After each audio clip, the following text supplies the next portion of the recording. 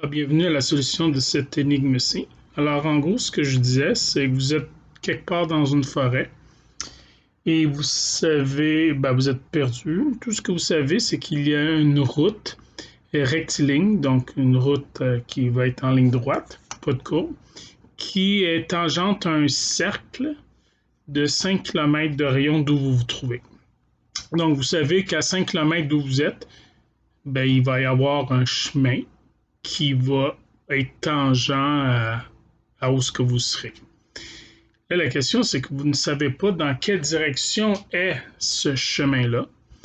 Et la question, c'est quelle serait la distance minimale que l'on pourrait faire, dans le pire des cas, évidemment, pour s'assurer qu'on trouve le chemin.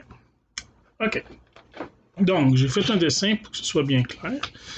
Donc, vous êtes quelque part ici. Ici. Et donc, le chemin, il soit comme ça, comme ça, comme ça, comme ça, ou n'importe quelle autre combinaison qui est tangent au cercle, comme ça, comme ça, comme ça, comme ça, comme ça, comme ça, comme ça. Donc, tangent, ça veut dire qu'il ne traversera pas le cercle.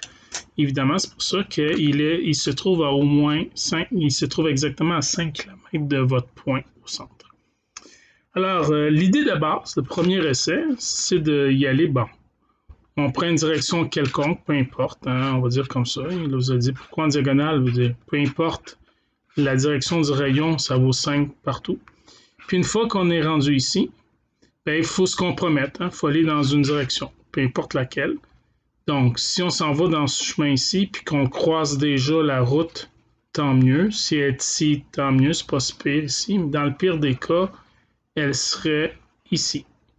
Il faudrait faire un tour au complet. Voyez-vous? Vous allez dire, ouais, mais là, si tu es à côté, pourquoi tu vas pas de l'autre bord? C'est parce qu'on ne sait pas, là.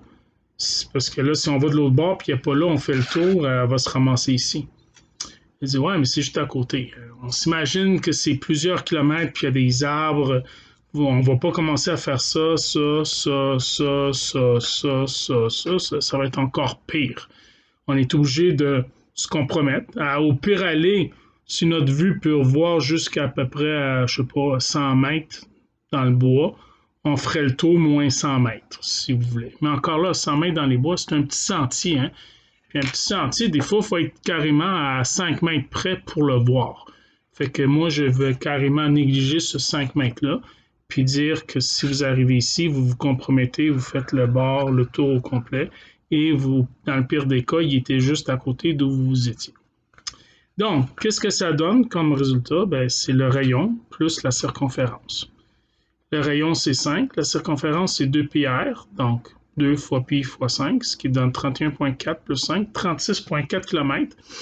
Et ça semble être dur à battre, hein, parce que comment est-ce qu'on peut aller faire moins de distance que ça? De toute façon, il faut se rendre au cercle. On n'a pas le choix. Puis après ça, il est quelque part. Le chemin touche quelque part sur la ligne noire. Fait que on fait le tour. Je veux dire, comment est-ce qu'on peut être mieux que ça? Mais il y a façon d'être mieux que ça, sinon ce ne serait pas une énigme. Alors voici ce qu'on va faire.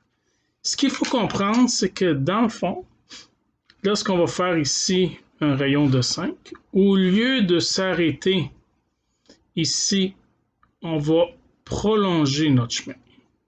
Là, vous allez dire, déjà qu'en faisant ça, tu dis que c'est pas la réponse la plus petite, puis là, tu fais quelque chose de plus long. Comment ça se fait? Comment ça se fait qu'en rajoutant quelque chose, parce que là, il va falloir faire le reste, on arrive à une distance plus petite? L'idée, c'est que en faisant juste ce petit bout-là de plus, on va éviter de faire tout ça au retour. Tout ça ici, on va éviter de le faire. Parce qu'effectivement, imaginez-vous qu'il y a une tangente qui est... La route passe comme ça. Je vais mettre comme ça. Si elle passe ici, on va dire qu'elle est tangente ici. Mais en marchant tout droit, ici, vous la croisez ici. Supposons qu'elle est ici, la route. On la croise ici. Supposons qu'elle est ici, tangente ici, la route. On la croise ici. Supposons qu'elle est ici, tangente, la route, on la croise ici. Et dans le pire des cas, supposons qu'elle est ici, c'est la ligne horizontale, ici. On la croise ici. C'est pour ça qu'on va prolonger une ligne jusqu'à le plus bas que le cercle va. Et vous, ça c'est le plus bas qui va, c'est plus bas qu'ici. Fait qu'on continue jusqu'à temps de toucher à ce pointillé-là. Donc, on va là. Si le chemin est là, tant mieux. Ce serait très, très improbable qu'il soit à ce point-là exact. On prolonge, ce qui semble contre-intuitif. Et là, on vient retrouver le cercle. Évidemment, on vient retrouver le cercle, mais là, le chemin le meilleur, c'est la ligne droite, c'est d'aller comme ça en ligne droite. Parce que si vous faites ça pour faire ça, c'est plus long que de faire ça. Tout ça, je pense qu'il n'y a pas besoin de faire de calcul pour le prouver. On le voit visuellement, la ligne droite, c'est toujours le chemin le plus court. Donc ça, c'est plus court que ça et ça. Et ce qui est bien, c'est que tout ce qui va être des chemins qui vont être dans ce coin ici, donc tout ce qui va être dans ce coin ici, tangent ici, tangent ici, tangent ici, tangent ici, tangent ici, vous allez le toucher ici. En fait, c'est ça qui est le fun, c'est d'y aller à 45 degrés, comme ça, c'est ça l'idée, hein? C'est que vous allez attaquer les tangentes de ce bord-là et les tangentes de ce côté-là. C'est pour ça qu'il faut y aller comme à 45 degrés, comme si on voyait le cercle inscrit dans un carré. Donc, en faisant ces petits bouts-là, on attaque tout ça et on attaque tout ça.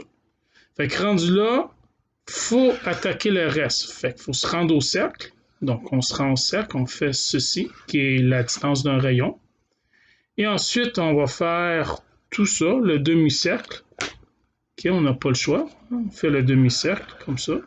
Puis rendu là, de la même façon qu'ici, on ne fera pas de ça à ça. On sait déjà que ça, on n'a pas besoin de le faire parce qu'on l'a ratissé en allant là. Mais de la même manière, pour faire ce bout-là ici, on n'a pas besoin de faire tout ça, on a juste à faire de là à là.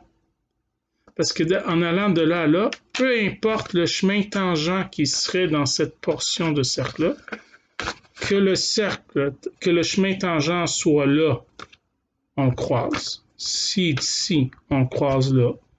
Si ici, on le croise là.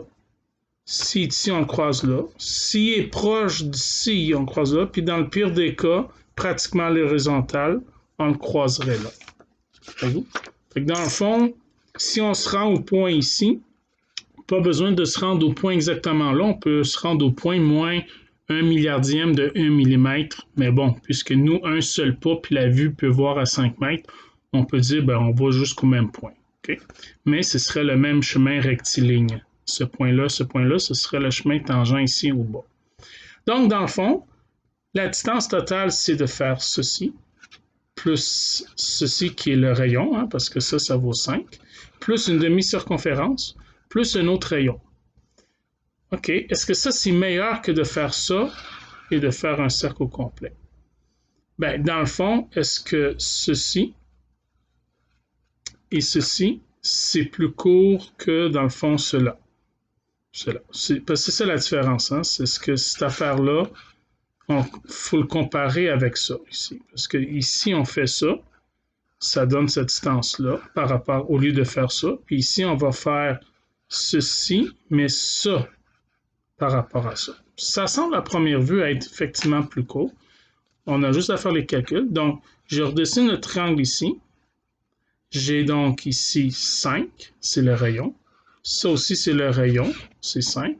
Selon Pythagore, ça vaut quoi? 5 fois racine carrée de 2, si je fais Pythagore. Donc, je viens le rajouter. Donc, j'ai ça à rajouter. Donc, j'ai le... Ici, je fais le total ici. Donc, j'ai 5 racines carrées de 2 ici, qui est cette distance-là, de là à là. Plus, je rajoute 5, qui est ici. Plus ma demi-circonférence, qui est ici, qui est 15,7. Et j'ai fini avec un autre rayon qui est 5. Et qu'est-ce que ça donne? 32,67. Qui est inférieur au 36,40 km d'à peu près 4 km plus court. Là. Ah, à peu près, un peu moins. Ce qui est incroyable quand même. C'est fou, là. Fait qu'en dépassant le cercle et en faisant ça, en ne longeant même pas le cercle, comme ça, puis la même chose comme ça, c'est plus court. OK, alors pour ceux que ça satisfait, vous pouvez arrêter là. Maintenant, vous savez que dans mes énigmes, j'ai souvent une deuxième partie beaucoup plus longue et beaucoup plus compliquée pour les matheux. Alors, ce que je vais vous montrer ici, c'est qu'il y a moyen de raffiner la solution 2. Et là, juste pour raffiner, il va y avoir des calculs très complexes. Donc, si ça vous intéresse, vous n'avez qu'à continuer. Alors, dans le fond, j'ai refait le cercle ici. Puis là, la question, c'est de dire, y a-t-il moyen de se donner un autre angle autre que 45 degrés, un angle X, de manière que si je continue jusqu'à le pointillé ici du plus bas du cercle H, hein, pour s'assurer d'aller pogner toutes les tangentes, même celles qui sont vraiment à l'horizontale ici, il faut se rendre jusqu'au pointillé, même argument que tantôt, de manière à ce que si je fais ça et que je me rends au plus vite sur le cercle, et pour se rendre au plus vite vers le cercle, c'est d'avoir une ligne tangente. Ça, c'est plus court que de revenir et faire ceci. OK? Plus le petit bout ici. Y a-t-il moyen d'avoir quelque chose comme ça qui soit plus court que de faire le 45 degrés et ensuite remonter comme ça, qui était la solution précédente, la version 2. Y a-t-il un angle qui me permet de faire ça, ça, ça, plus court que ça et ça? Ouais, à première vue, ça se pourrait bien, mais ça va être de la job de voir ça. Donc, on veut minimiser OA plus AB plus BC. C'est ça qu'on veut. Et idéalement, on veut que ce soit plus petit que ceci plus ceci, 12,07 de la solution précédente. OK. Donc, nommons X la mesure de l'angle AOH. Cet angle-là, ben, il faut trouver cet angle-là. Ça va être ça notre job. OK.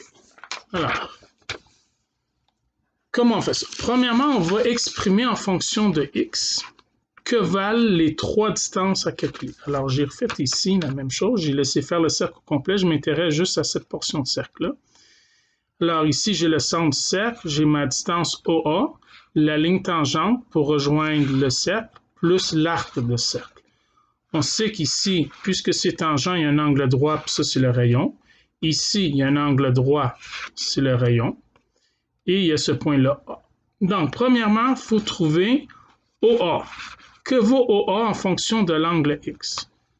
Bon, alors OA, tout simplement, c'est de la trigonométrie de base. Ceci, alors, ce qu'on a, c'est le R. Puis, dans le fond, on a l'angle X. Fait que pour trouver ce côté-là, c'est l'hypoténuse, on a l'adjacent. Fait que si on fait le cosinus de X, c'est égal au côté adjacent, R sur l'hypoténuse OA. Et donc, OA vaut, si on replace les termes, ça vaut R sur cos de X. Donc, ça ici, ça vaut R, le rayon, fois cosinus de X. Ça donne cette longueur-là. OK, maintenant, AB ici. Dans AB, j'ai redessiné ce triangle-là ici. Ça, le rayon, c'est ici. AB, c'est ici. Et ça ici, c'est ça ici. Mais ceci, le OA, on vient de le trouver. Ça vaut R divisé par cos de X. Et nous, ce qu'on veut, c'est AB. Bon, on peut faire Pythagore. Hein? Donc, AB au carré, ça vaut quoi? Ça vaut l'hypoténuse au carré moins ceci au carré. C'est ce que j'ai écrit.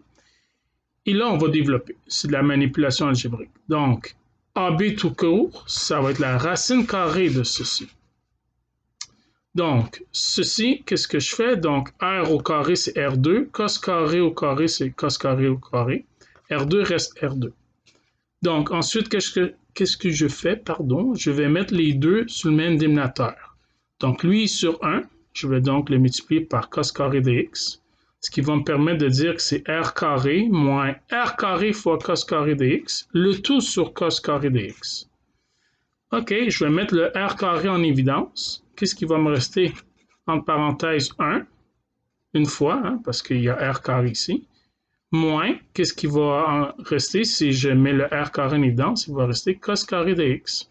Le tout sur cos carré de x. Alors, vous me voyez venir, il y a beaucoup de simplification qui va arriver. 1 moins cos carré de x selon une propriété de la trigo, ça donne sinus carré de x. J'ai toujours le r carré et le cos carré. Donc, j'ai r carré qui est toujours là. Et sinus carré de x divisé par cos carré de x, ça donne ce qu'on appelle la tangente carré de x par définition. Donc, la racine carrée de tout ça, c'est la racine carrée de r carré qui est r, et la racine carrée de tangente carré de x qui est tangente de x. R tangente de x, tout simplement. Et là, il y a deux choses qui sont intéressantes. C'est que ça implique que c'est le même angle. C'est ça qui est le fun. C'est que là, voyez-vous, l'angle ici, il y a x qui apparaît. Donc, ceci, cet angle-là, et cet angle-là, ici, en haut, c'est le même angle. Parce que la réponse de ce côté-là, ici, fait référence, selon la formule que j'ai trouvée, au même angle de départ, x. Très intéressant. Bon. Donc, qu'est-ce qu'il reste à trouver? Il reste à trouver la longueur ici de BC. Mais ça, c'est un arc de cercle. Alors, la mesure de l'arc BC, ben, dans le fond, on va s'intéresser à son angle. Mais son angle, ça vaut quoi? Ça vaut 90 degrés moins 2x. Je vais le mettre en radian ici. Okay? Donc, en radian, c'est pi sur 2 radian moins 2x. Okay? Alors, ça, c'est en radian. Puis ça, c'est l'angle. Donc, si je veux trouver ce que ça vaut comme longueur, mais une fois que j'ai le radian, l'angle en radian, je multiplie par le rayon. Ça va me donner combien ça vaut. Donc, ceci, pi sur 2 moins 2x, tout ça fois le rayon, me donne cette longueur-là de l'arc d'un cercle. J'aurais pu y aller aussi en degrés, mais là, c'est beaucoup plus simple en radian. OK, donc, il faut minimiser la distance L, et L, je vous rappelle que c'est OABC. Ceci, il faut la minimiser. Donc, L, c'est R sur cos de x plus R tangent de x plus R fois pi sur 2 moins 2x. Il faut minimiser cette distance-là. Mais comment est-ce qu'on fait pour minimiser déjà en mathématiques? C'est là que notre ami la dérivée vient nous aider. Eh bien, si on dérive le tout, si on dérive tout ça en fonction de x, de l'angle x, et qu'on met ça égal à 0, ben on va pouvoir la minimiser. Alors, c'est exactement ça. Donc, si on dérive le tout en fonction de x et qu'on égalise le tout en trouvant, on trouvera le minimum. Si on met ça égal à 0, hein, c'est la procédure de l'optimisation. Lorsqu'on dérive et que c'est égal à 0, on trouve un optimal, un extrémum. Ici, évidemment, il ne s'agit pas du maximum, mais du minimum, de la distance minimale. Donc, c'est ça qu'il va falloir faire. Donc, L, c'est ceci. Je réécris ça, mais R sur cos de x, c'est la même chose que R fois sécant de x, plus R tangent de x, plus ça. Donc, j'ai juste changé R sur cos pour R fois la sécante de x. Il faut donc dériver ça en fonction de x.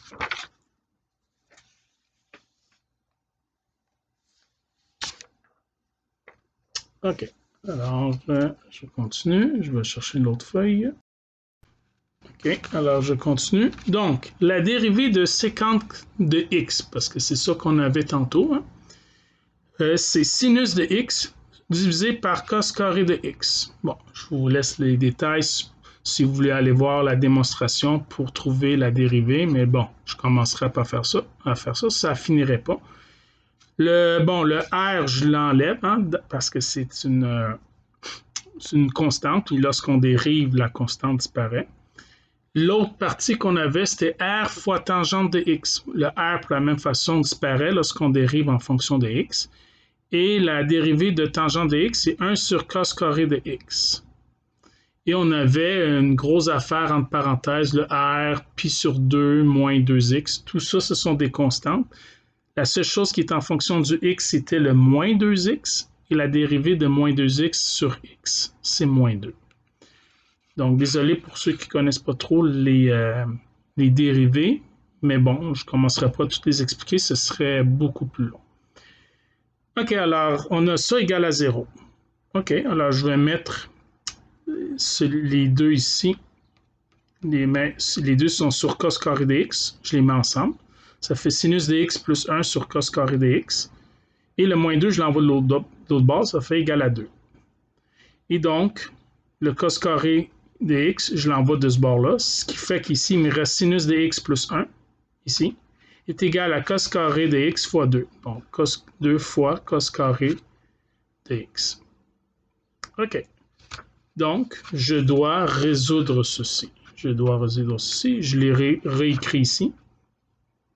Alors, j'ai sinus de x ici. Le plus 1, je l'envoie de l'autre bord. Ça fait 2 cos carré de x moins 1 ici. OK, alors on continue. C'est de la manipulation rendu là. Sinus de x, c'est 2 fois, j'ouvre la parenthèse, cos carré des x, c'est 1 moins sin carré de x, selon une autre identité trigonométrique. On n'oublie pas le moins 1. Et là, je vais tout envoyer à gauche. Donc, je vais avoir sinus de x moins tout ça ici. Le moins 1 devient plus 1 parce que j'ai tout envoyé de l'autre bord de l'égalité. Donc, mon égalité apparaît ici, puis il ne reste rien à droite, c'est 0.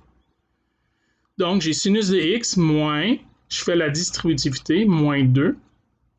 Moins 2 fois moins sinus de carré de x, ça fait plus 2 fois sinus carré de x, et finalement le plus 1, toujours égal à 0. Et finalement, bon, j'ai ici 2 sinus carré de x, ici. Qu'est-ce que j'ai d'autre? Le sinus de x ici, je l'ai une fois. Et moins 2 plus 1, ça donne moins 1, égal à 0. Ça, c'est la forme d'une parabole. Hein? J'ai un terme au carré, un terme pas au carré, puis une constante. Dans le fond, j'ai la forme 2t au carré plus t moins 1. Dans le fond, je vais faire un changement de variable. Au lieu de s'intéresser au sinus de x pour l'instant, pour simplifier le tout, je vais dire t, c'est le sinus de x. Et donc, le sinus carré de x, c'est t carré. C'est pour ça que ça donne 2t carré plus t moins 1, ceci.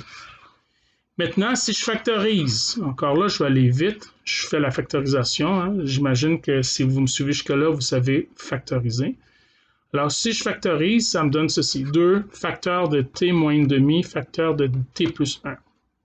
Et quand est-ce que tout ça va être égal à 0? Soit quand 2 égale à 0, ce qui est impossible, soit quand ça égale à 0, ça égale à 0.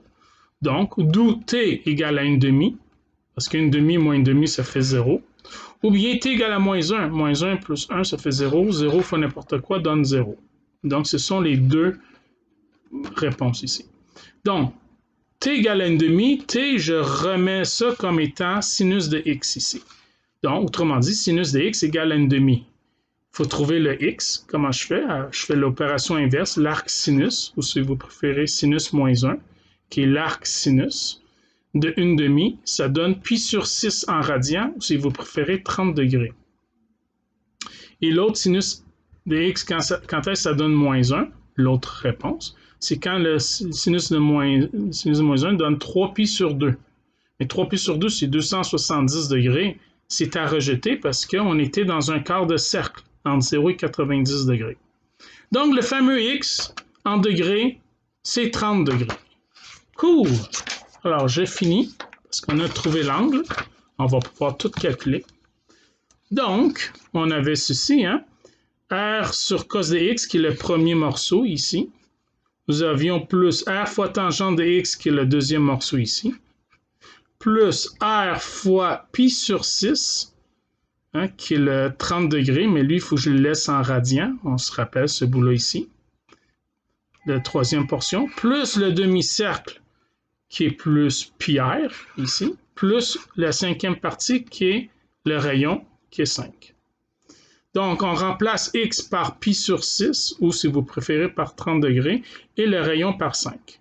Bref, ici, j'ai déjà remplacé le rayon par 5, j'étais pressé. Donc, qu'est-ce que ça donne? 5 divisé par cos de 30, ici, que j'ai au départ, ça me donne 5,7735, plus 5 fois la tangente de 30, ça donne 2,8867, plus 5 fois pi sur 6, Et là, il faut le laisser en pi sur 6. Je ne vais pas dire 30, parce que là, ça va faire 5 fois 30 degrés, ça va être donner des degrés. Si je veux que ce soit des kilomètres, c'est pour ça qu'il faut qu'il reste en radians. Donc, 5 fois pi sur 6, la valeur décimale de pi sur 6 fois 5, ça donne 2,618. Plus 5 pi, qui est ça, plus 5. Avant d'affiner le tout, je m'assure que les trois morceaux ici, le 1, 2, 3, est plus petit que le 12,07. On se rappelle que le 12,07, c'est la réponse avec le 45 degrés. Quand j'allais à 45 ici, puis je remontais la solution du deuxième. Je vous avais dit, il faut trouver quelque chose qui optimise et qui sera inférieur à cette distance-là. Et c'est le cas, parce que ça plus ça donne 11,27, qui est inférieur à 12,07. Pas de beaucoup, mais quand même. Plus tout ça, qui est 20,7079, et ça me donne un résultat de 31,986 km. Ce qui est inférieur aux premières réponses qu'on avait trouvées. Hein? Donc ici, on a 31,98, on va dire 32. Si on arrondit, on est très proche. La première solution, je vous répète, c'était 36,4 et la deuxième, c'était 32,77. On a sauvé pratiquement 1 km sur la solution 2, qui était déjà meilleure de 3 km et quelques, presque 4 sur la première. Alors, c'est incroyable. C'est ça, alors j'espère que vous avez apprécié et à une prochaine vidéo.